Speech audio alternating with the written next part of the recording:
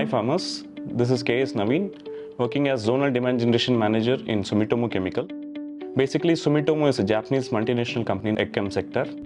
Major focus of Sumitomo Chemical India is to give quality produce to the farming community.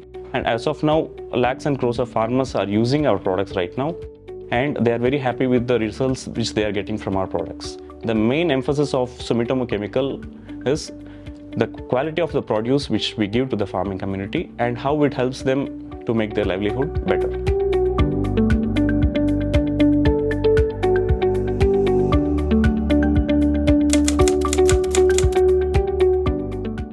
The dosage of Sumi Max is 100 ml per acre. While spraying Sumi Max, you can use a cut nozzle or a flat fan nozzle. To get the desired results of Sumi Max, we should ensure that all the above precautions are strictly followed.